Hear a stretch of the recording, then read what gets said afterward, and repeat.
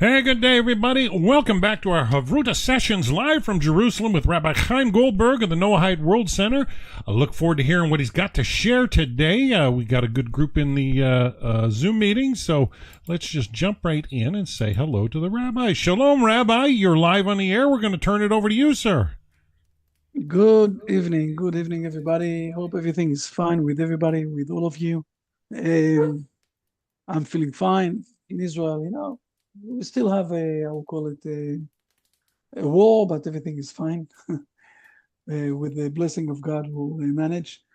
I prepared something very special for today. And then with the discussion that I have with someone this morning, I've decided to do something a bit else. And I'm not sure that we'll have the time for everything that I prepared. But everything is fine, because what I'm going to share, maybe I spoke about this, maybe Dan, you will remember, I spoke about this maybe 2 or 3 years ago. But it's good from time to time to remind ourselves and review things and learn them again and see them again. So with a bit of a patience, you will be surprised to see what I have to say. So let's start step by step. The first thing I want to say, can you hear me fine? Yes, everything is fine. You can hear me? Yeah. Yes. Excellent. There is a question that I'm getting from time to time. And the main question is, why is it such a small amount of commandments that God is asking us to do from the Noahide? Okay, we all know that the Hebrew nation have a tremendous amount of commandments, 613. By the way, no one can fulfill all of them by himself. Some of them are for the priest, for the Kohanim, some of them for the Levitics, some of them for the Israelites, some of them for the girls, some of them for the boys. It's a bit more complicated, but as a general, okay, some of them for the community and not for the for the personal way of working. So in general, we have 613 commandments to get connected with God. While the Noahide have 7, and 6 of them are not to do things. Don't kill, don't steal, don't murder, all those things. And only one of them is an action item, okay, I will call it like that, of building up a court, of the Noahide. But it's not an action item on the personal level. It's an action item of the society. And people are asking me from time to time, why do we have such a low amount of commandments and things that we can do? And the truth is that you can do much more, as the Maimonides says. But I won't go inside to this issue now. I know that there are some rabbis, especially those who still live in the diaspora mindset, okay, who have difficulties of accepting those rabbis who are saying that there are much more to do. But the basic is those 6 personal what not to do, okay, to get connected with God.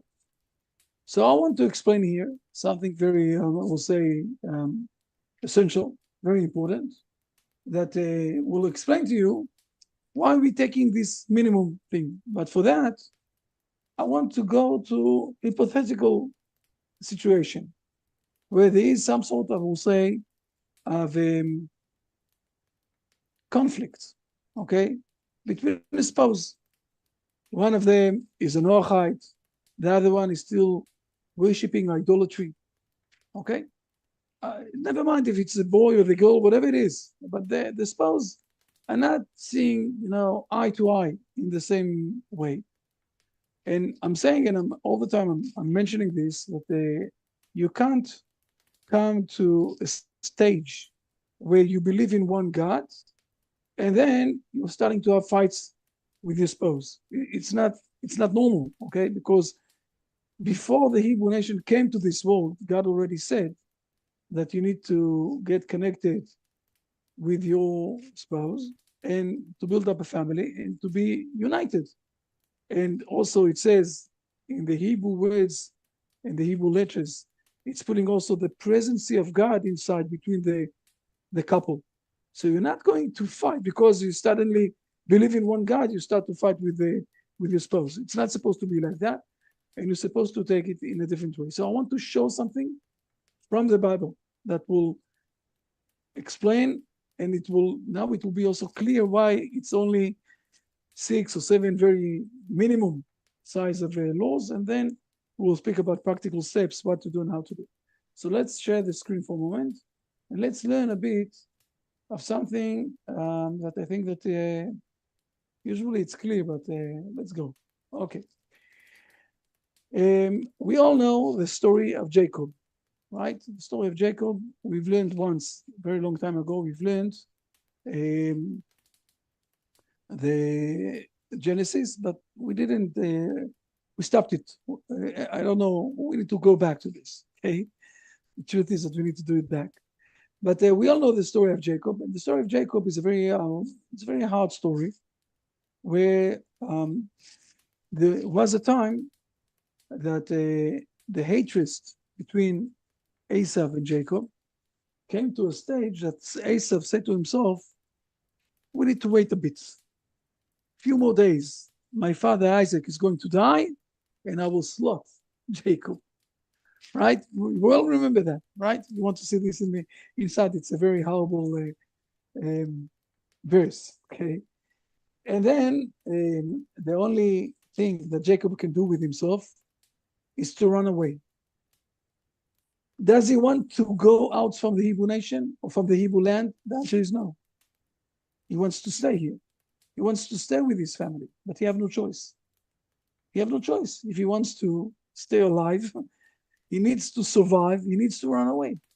So he's running away, okay? And let's read for a moment.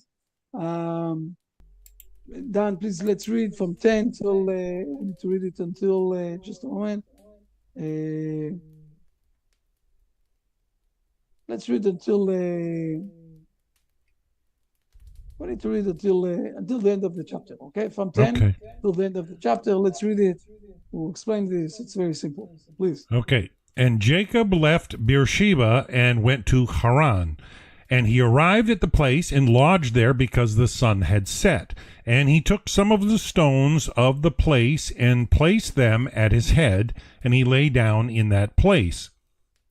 And he dreamed, and behold, a ladder set up on the ground, and its top reached to the heavens, and behold, angels of God were ascending and descending upon it. And behold, the Lord was standing over him, and he said, I am the Lord, the God of Abraham your father, and the God of Isaac. The land upon which you are lying, to you I will give it, and to your seed. And your seed shall be as the dust of the earth, and you shall gain strength westward and eastward, and northward and southward, and through you shall be blessed all the families of the earth, and through your seed. And behold, I am with you, and I will guard you wherever you go, and I will restore you to this land, for I will not forsake you until I have done what I have spoken concerning you. Very important. And Jacob awakened from his sleep, and he said, Indeed, the Lord is in this place, and I did not know it. Scroll down, Rabbi. And he was frightened, and he said, How awesome is this place! This is none other than the house of God, and this is the gate of heaven. And Jacob arose early in the morning, and he took the stone that he had placed at his head, and he set it up as a monument, and he poured oil on top of it. And he named the place Bethel, but Luz was originally the name of the city. And Jacob uttered a vow, saying, If God will be with me, and he will guard me on this way upon which I am going, and he will give me bread to eat, and a garment to wear, and if I return in peace to my father's house, and the Lord will be my God, then this stone which I have placed as a monument shall be a house of God, and everything that you give me I will surely tithe to you. Oh, we can't hear you, Rabbi. Yeah. I want to insight to all of this story, and it's a very fascinating story. We need to learn it. It's something that we need to one day to give it a time and to learn what's happening here. The main point here that we see is that how much Jacob understands that he needs to come back. right? We saw this in verse number 13, where God is saying to him, this is the land. Behold, you say, I am the Lord, the God of Abraham and your father, and the God of Isaac. The land upon which you are lying to, you will give it to you, to your seed. Okay, it's going to be yours. And at the end, Jacob is doing a vow that he's going to come back to this homeland. Right? So he have no choice. He needs to run away because he wants to live. But at the end, he wants to return back. He wants to come back to his homeland. He wants to go back from the exile that he is being forced to go out, and to come back to his place, to the place that he needs to inherit it, not only him, but also his kids. And now we're going to a journey of 21 years. Okay, on this journey, he's going to meet his uncle Laban, the brother of his mother Rachel. This uncle is going to lie to him. He's going to do a lot of hard things to him. He's going to agree with him that he's going to marry Rachel. And at the end, at the night himself, that he's going to get married, he will give him Leah instead. And then he will give him also, after that, after a few years, after a week, but after another 7 years that he's supposed to work there, he will give him Rachel. And he will have a lot of kids. 21 years passing. Jacob remember all the time that he's supposed to go back. On the other side, his family, two wives, two masters, two servants, ladies that also gave him birth and gave him kids. Now we have already 11 kids. The 12th one will be born in Israel, but 11 kids he have already. Let's jump for a moment, okay? Let's see what's happening. And you need to tell me, what do you think is supposed to happen at this point of time? So I'm jumping, okay, a few chapters. I think it's here. Let's see if I didn't. Come on. We have 21 years. And again, Jacob, no, but it's not working. Why isn't it working? Sorry. Oh, come on.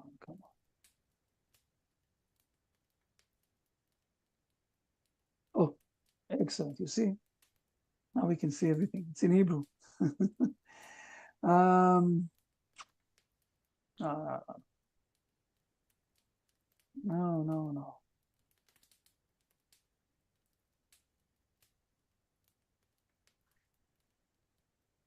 I think what I need to do is to open, we can browse. Just a moment, let me go jump here. Let's try this. Maybe this will work. I want to jump, the 21 years. No, come on.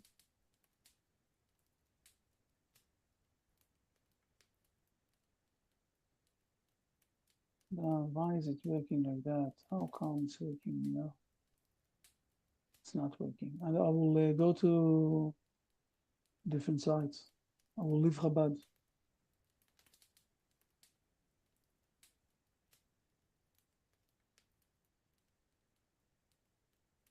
Let me leave Chabad.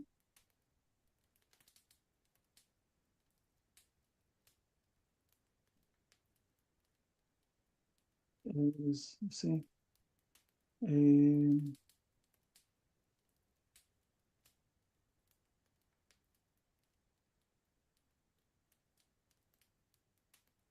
But before that, just a moment, we'll find it and we'll sit. Hopefully this will work. I'm sorry. This is also not working. Oh, don't tell me that.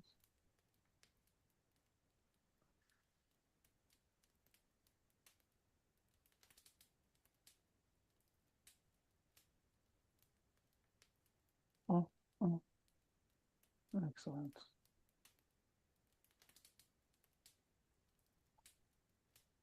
Okay, So this is 32, but I want to go to the end of the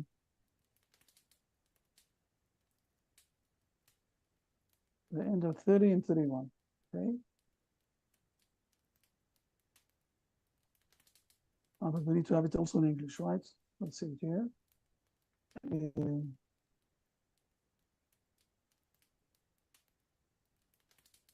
Here it is. Oh, it's annoying. Okay. Jacob is getting also. Let's see for a moment. I want to see all of you. Just a moment, please. Sorry. Excellent. So we went to chapter 30, 30, okay? And then we have a situation. Please read the end of chapter 30. So the man grew. See here, Dan? Okay, so the man grew exceedingly prosperous and came to own large flocks, maidservants and men servants, camels and asses. And what is happening when a Jew is managing too much? What is happening? Prosperity. Jealousy is coming, right? And jealousy is coming. Jealousy is coming. So let's see what's happening. Let's read first of all. This is already 31. Please read this verse. Okay, now he heard the things that Laban's sons were saying. Jacob has taken all that was our father's, and from that which was our father's he has built up all this wealth. Jacob also saw that Laban's... Okay, sorry. No. You can read also the second part. Jacob also saw that Laban's manner toward him was not as it had been in the past. So we have signs. Signs are coming. Something is not good here. Something is not on the track. 21 years I'm here. Everything is fine. Suddenly I'm starting to hear a different voice, a different, I will say, music. The music is... The tone that I'm hearing is sending me outside, right? But this is not enough. Let's go another step. Look what's happening now. You'll be amazed. Please read this verse. Then God said to Jacob, return to your ancestors' land where you were born, and I will be with you. So we have 3 signs. Sign number 1 is that he hear about the kids of Laban, that the tune there is, the music there is not good. Then he also hear from the father of his wives, Laban, the tune is not good. The music is not very nice to my ear. And then he is getting, also a prophecy from God, who is telling him to go out. What will you do in this point of time? What will be your next step? Don't forget, we also did a vow. I'm going to come back. But what we will do, the next step, what is going to be?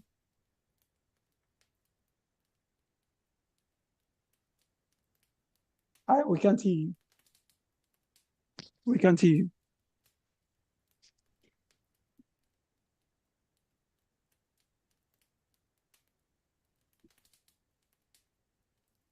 So write down. You can write it down. Helen, what is going to be the next step of something like that? This is the situation. I think the most clear thing that you need to do is to go away. Right? Enough. Enough is enough. Now, before I'm going to show you what is happening in this part, I want to tell you a very interesting secret, okay, of the Igbo nation. We have, for example, the Shabbat. You know that we in a very strict way, we are keeping the Shabbat. There are, I will say, thousands of pages how exactly to keep the Shabbat. It's not written down in the Torah. It's in the oral explanation. It's in the oral Torah. The wordings of the Torah, of the Bible, are very, very stricted. And it's not the only example. There are a lot of examples of things that you can't find in the Bible, the explanation for them. You You have it only in the oral Bible that passed over.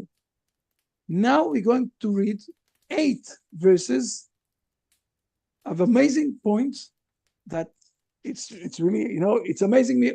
Every time that I'm reading it, it's amazing me. Look what's happening now. And now we need to read 8 verses, okay? So please, let's read this one. Okay, Jacob had Rachel and Leah called to the field where his flock was. And he said to them, I see that your father's manner towards me is not as it had been in the past, but the God of my father's house has been with me. As you know, I have served your father with all my might. But your father has cheated me, changing my wages time and again. God, however, would not let him do me harm. If he said thus, the speckled shall be your wages, then all the flocks would drop speckled young. And if he said thus, the streaked shall be your wages, then all the flocks would drop streaked young. God has taken away your father's livestock and given it to me. Once at the mating time of the flocks, I had a dream in which I saw that the he-goats mating with the flock were streaked, speckled, and mottled. And in the dream, a messenger of God said to me, Jacob, here I answered. And the messenger said, Note well that all the he-goats which are mating with the flocks are streaked, speckled, and mottled, for I have noted all that Laban has been doing to you. I am the God of Bethel, where you anointed a pillar and where you made a vow to me. Now arise and leave this land and return to your native land. Then Rachel, just a moment before we'll continue on. What Jacob did in those 8 verses? How do you describe what he did?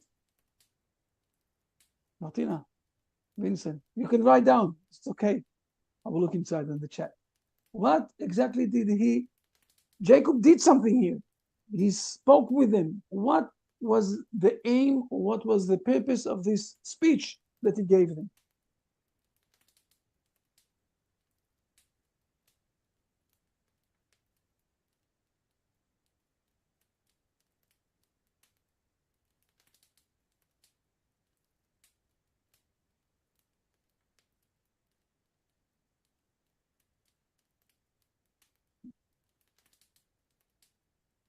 He explained his reasons.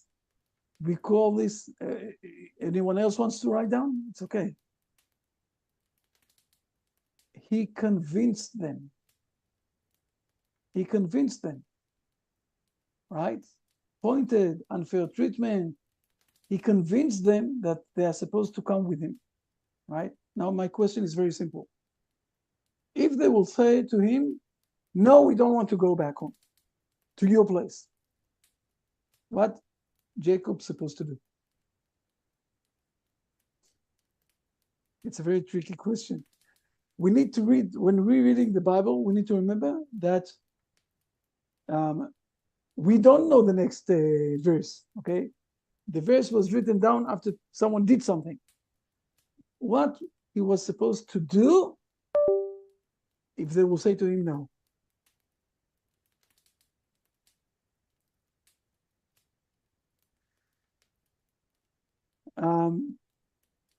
Now I'm going to surprise you. I'm going to surprise you, but I'm going to prove you my surprise, why I'm surprising you, okay? First of all, let's see what the answer that they gave him, and then I will answer. I saw what you wrote me, but I will answer in a moment. I will show you something amazing. So first of all, let's see what they're answering him, please. Then Rachel, please, done. Then Rachel and Leah answered him, saying, have we still a share in the inheritance of our father's house? Surely he regards us as outsiders now that he has sold us and has used up our purchase price. Truly, all the wealth that God has taken away from our father belongs to us and to our children. Now then, do just as God has told you. Thereupon Jacob put his children and wives on camels. And he went away, okay, and he drove off and everything else.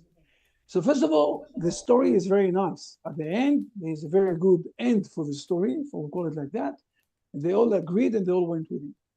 I want to read with you readings, it's not a long one, that one of our great rabbis 500 years ago, he lived the generation after the Maharal Prague, the Prague, okay, that a big rabbi in Prague that we had. He was living there in Prague, and then he went up to Israel. He is one of the great rabbis that we have today, that was in our destiny, 500 years ago. And I want to read with you a short paragraph and to see how he is learning this part of the Bible. Okay, so for that, thank you very much. Now it's coming up. Fair enough.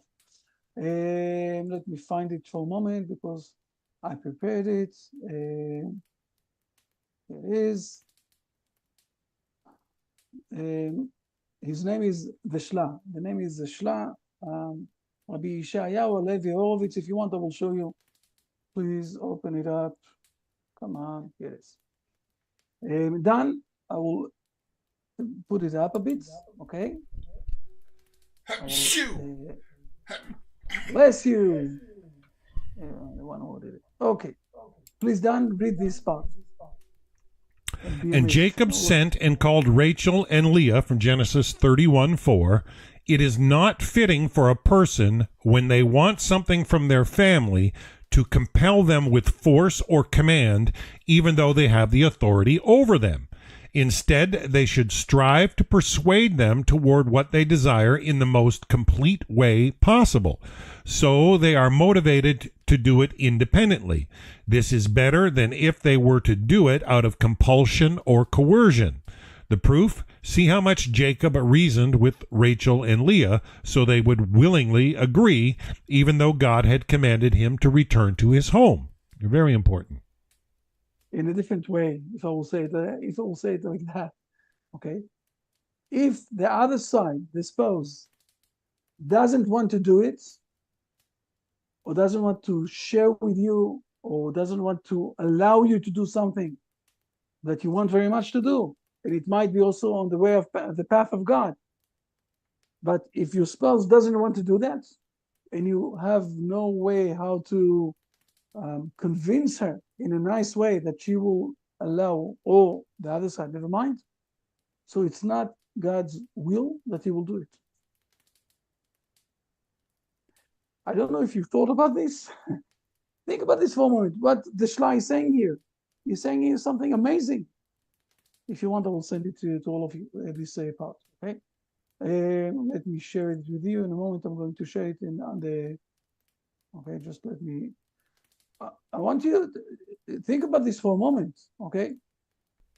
It's huge. If for example, okay, Leah and Rachel would have said to him, no, we don't want to go. So Jacob was supposed to continue to convince them, okay? And until they're not convinced, it's not the will's God that he will go away. And a few minutes ago, all of you said to me, in a very clear way, okay, that first of all, that he needs to go back, right? And secondly, you said to me, even though they're not convinced, he's supposed to go back. Wait for a moment. Wait for a moment. You have another side. You're connected. Just like you have arguments, discussions, whatever it is. How do you call it? I don't care. The truth is that usually it's discussions about education with the kids, about finance, about when and how to go to holidays together, or to go to a hike together, whatever it is. Also the things that he is driving you to do good deeds with God, in connection with God. If the other side of you is a bit against it, speak with him, convince him, come with a conclusion together. Don't force him to do something, even if you have the possibility of forcing him. This is not God's will. Now you're starting to realize why the relation with God is with the minimum of not doing bad things. This is something that no one can force you to do. It's not an action item. It's not something that you need to do in a positive way. don't steal.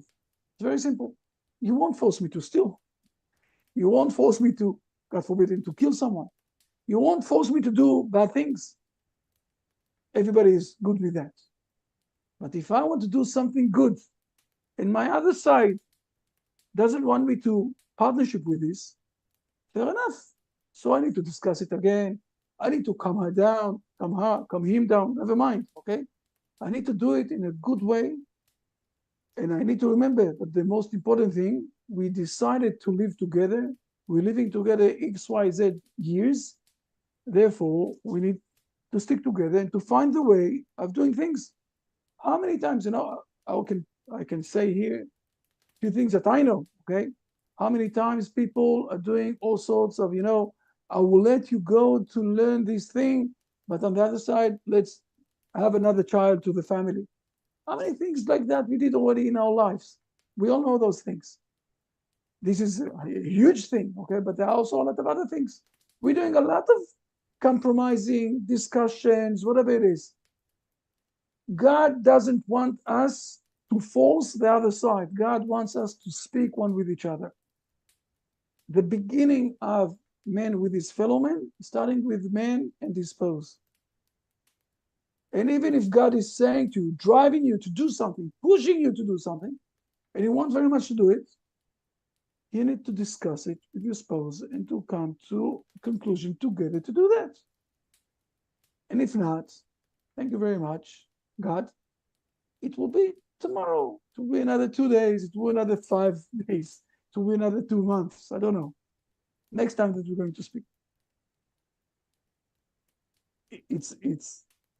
I think it's a mind-blowing understanding of the situation. I will call it priority of life. The relationship with your spouse. How much is it's important.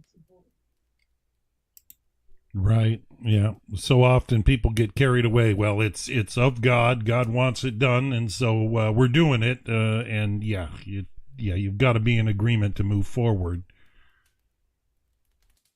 Right. Exactly. And it's supposed to be with and together with and everything else. And it might be that the other side is not, I will say, on the track, on the path of the Noahide. It's okay. He can't force you, okay, to do idolatry on one side. On the other side, it's very important, the relation, the connection.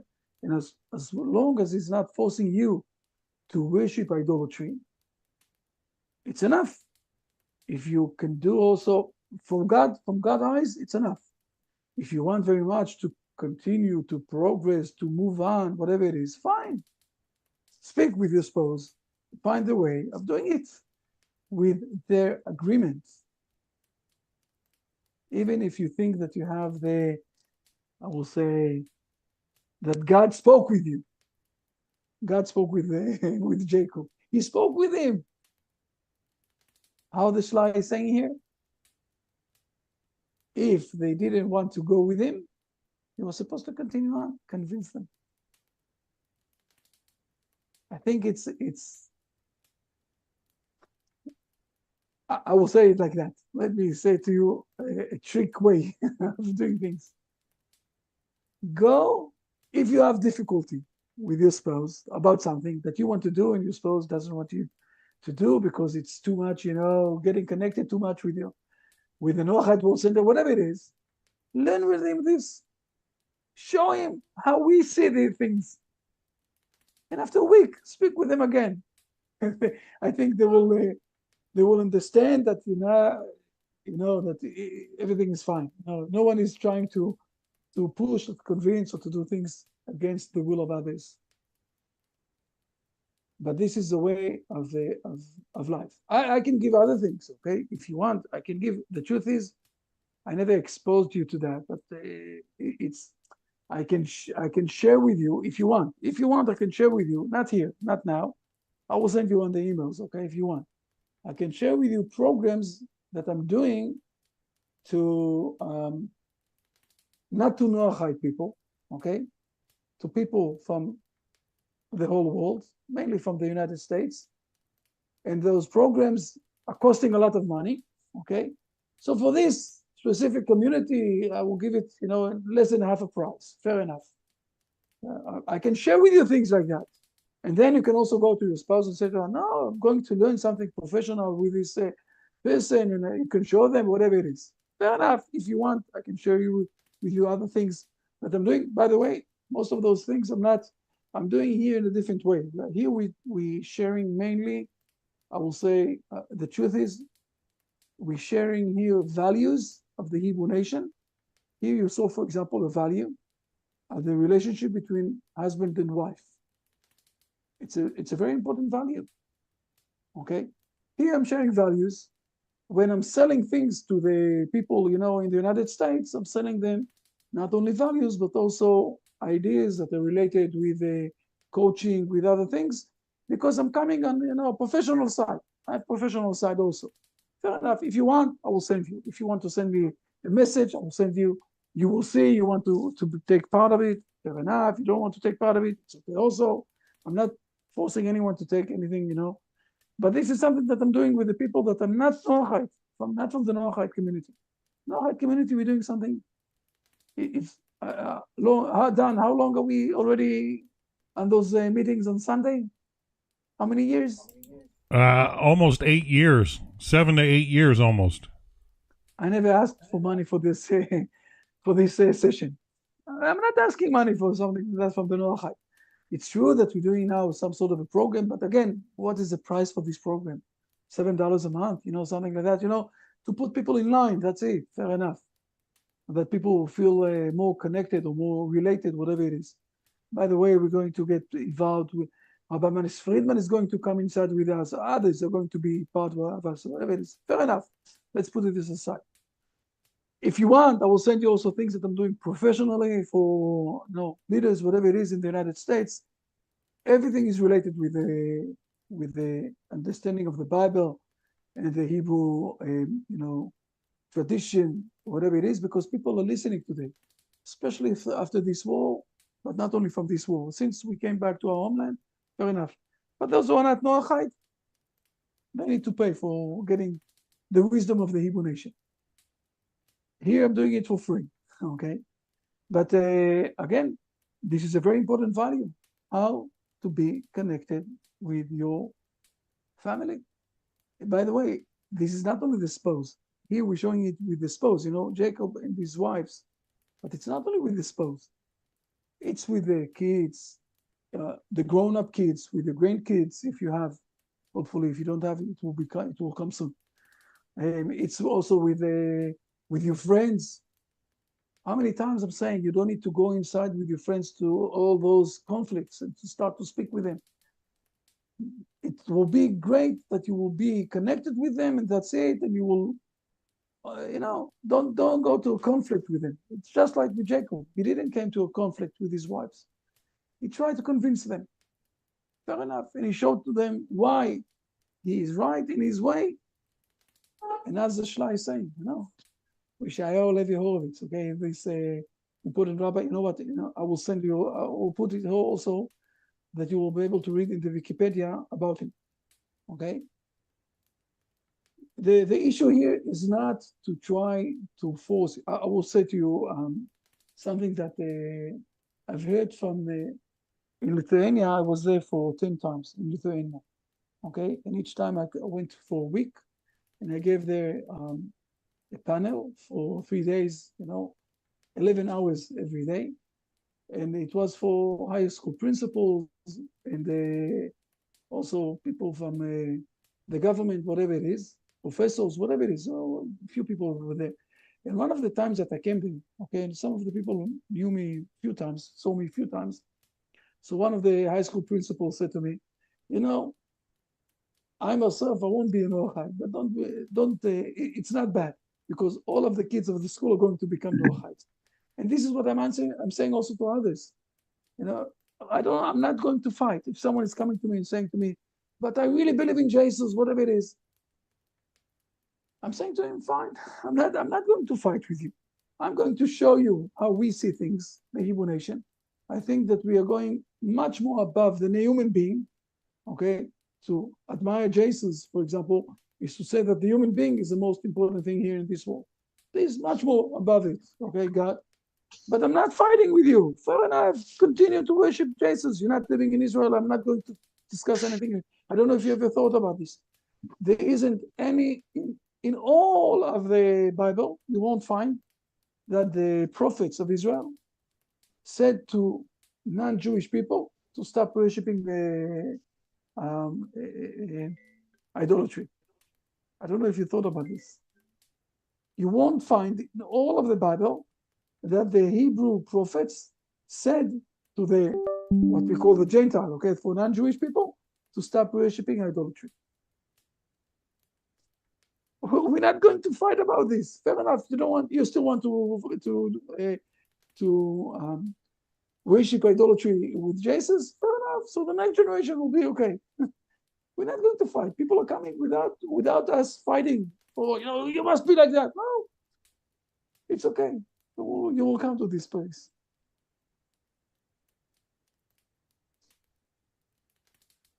I see that Rabbi Shmuel is with us. I hope the message of today was clear. I hope so. I hope that everything is fine. Helen, I see that you a bit, everything is okay. A bit shocked. Fair enough. It's also recorded, so you'll be able to. But I know Thank you so much, you said Rabbi. it already Yes. once, but I think that it's very important. And now you're starting to realize why the minimum that God is demanding is 6 things of, not doing things. So first of all, you know that you are on the basic track. And now, if you want to continue to progress or to move on and to do more things, fair enough. But discuss it. Sell it to your spouse in the right way. And don't have any, even if God is driving you to do something more like Jacob, God drove him. You said the vow to me, go back, whatever it is. Fair enough. Fair enough. Convince your wives. Convince your other side. Discuss it with them. Think about the way of how Don't to argue. Don't argue, but convince. Yes, sure. Excellent. I hope it was okay. It was okay about. It's pretty straightforward. Okay? Yeah. It I guess is a question of shining light rather than wielding a hammer. Exactly. Good to see you, Jacob. Rabbi Hirschler, have you got anything you want to add to today's class?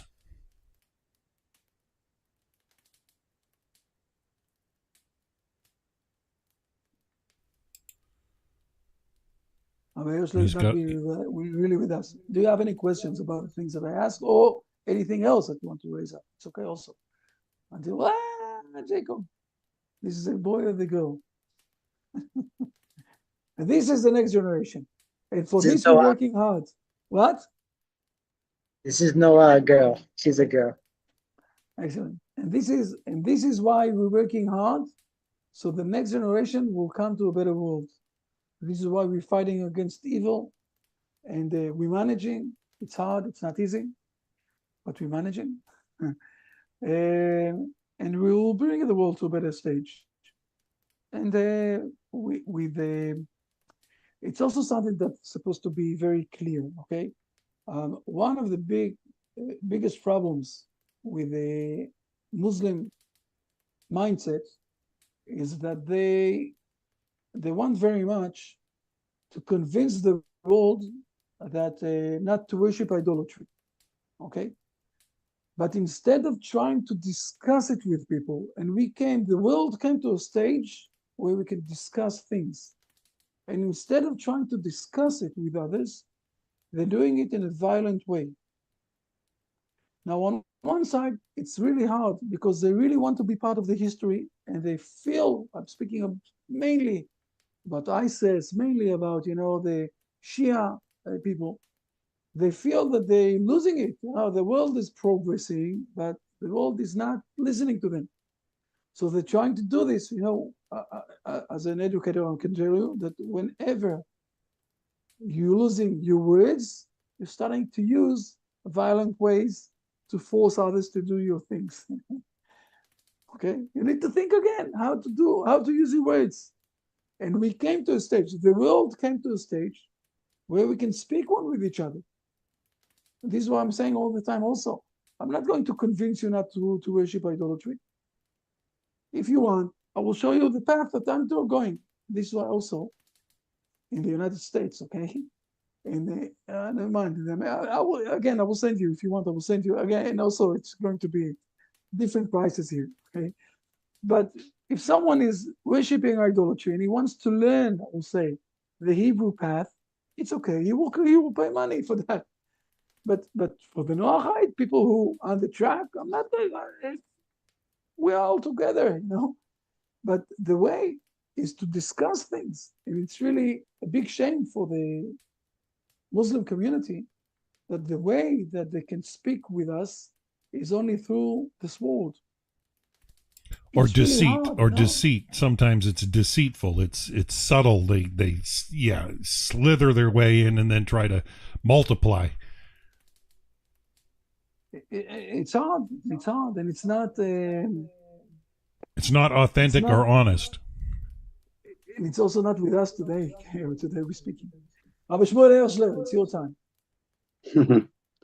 No, what you're saying is extremely interesting. I'm just, it's obvious that we have a general attitude of no type of coercion. I was very interested in what the rabbi was talking about, the relationship between Yaakov and Rachel and Leah, that obviously he felt that in order for a family to keep and interact together, what was obviously critical and important was that the interaction would be positive, and whatever decisions were to be made were to be with agreement of all.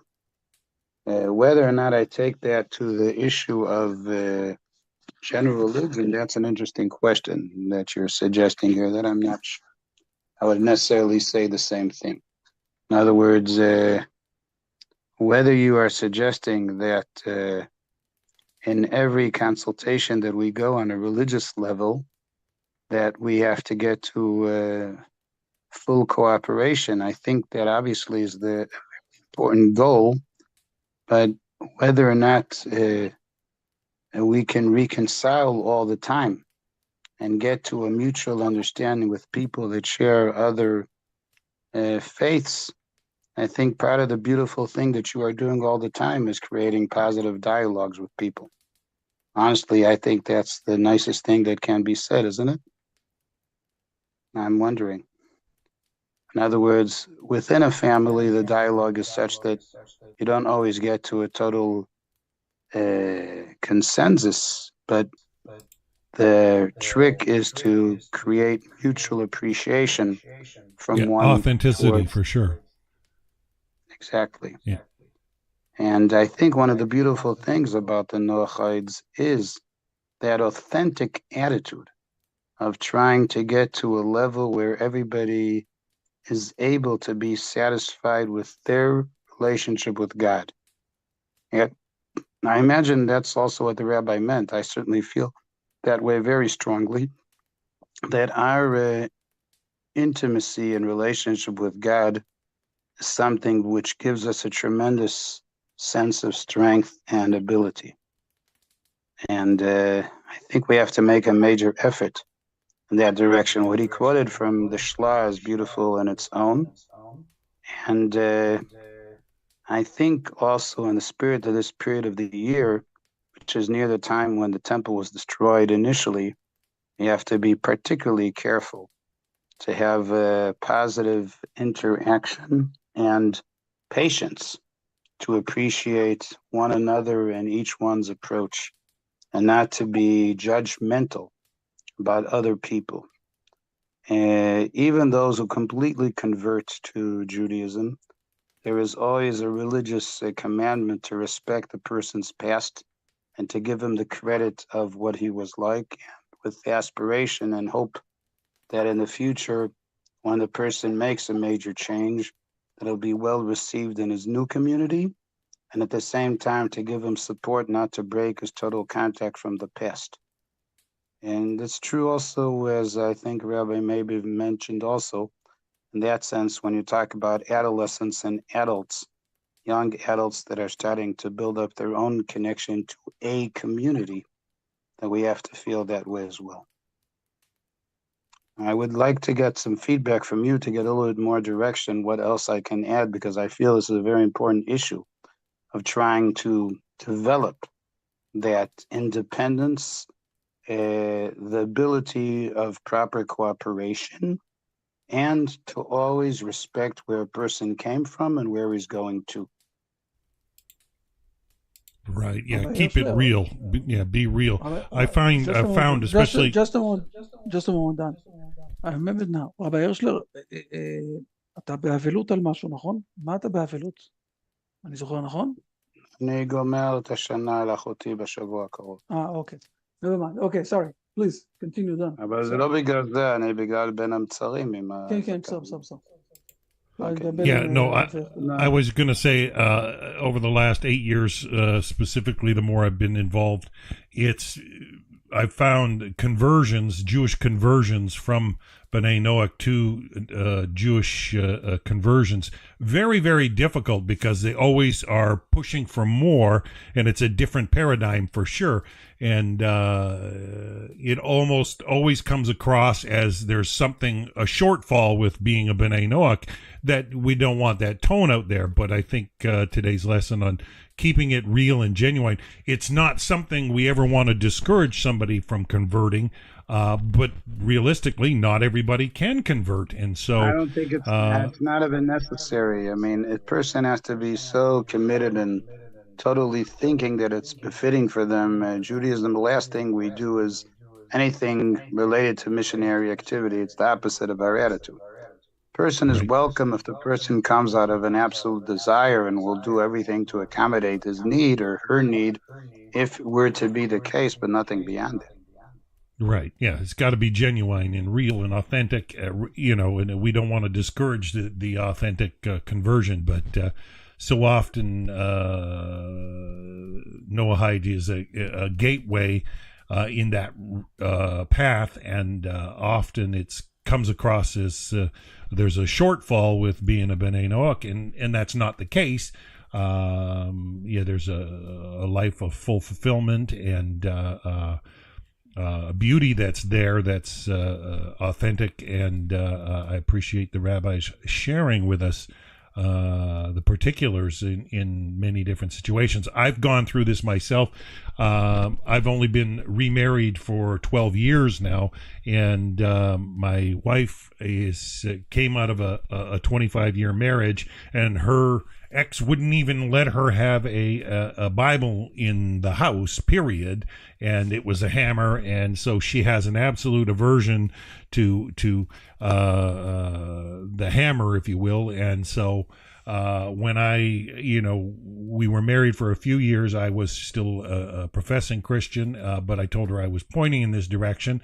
And since embracing B'nai Noach, there's been a little tension there, but the rabbis have been very instructful on how to deal with. But today's lesson with the Shlah really brings it home in the sense of, keep it real and be patient and kind, but more so, keep it real and be authentic, and it might be personal pressure to develop and grow, but that's why Hashem allows trials in this world, so that we do be the best version of ourselves and how we relate to the others around us, and it's important. So, yeah. And anybody else in the class got anything they want to add or comment or say? Vincent, Martina, Jacob, Helen, Dahlia, Bart? The only thing, I'm asking everybody to smile. No, don't be so serious. Life is much more... I find, especially when people come out of real religious backgrounds, they're very staunch, and it's almost a mystical mindset that's almost imaginary and not realistic. And so it's keeping it real is being a human being and interacting at that real personal level, and not everybody's as outspoken as others, but we all have our strengths, and Hashem gave us those strengths and gifts for a purpose, and your life can be full, moving according to the Sheva Mitzvot, B'nai Noach, and yeah, it's exciting. So, well, Rabbi, really are is. you on for next week? Okay. Hashem willing? Hopefully, yes. I think that after that there will be 3 weeks of a stop. Okay. First of all, let's go for next week. Okay. Excellent. Looking forward. Okay. Always All the good best. to see you, Rabbi Hirschler. We Thank wish you you so well much. there. Thank you very much, Rabbi Osler. Excellent. All So, the best. uh, On that note, shall I shut it down for today, Rabbi? Yes. Have a Okay, great week folks. So ahead. we Enjoy. are aiming to be back for next week, but after that, we'll might be a few weeks off. So till next week, have a wonderful, wonderful week, everybody. Bye, everybody. Bye. Bye.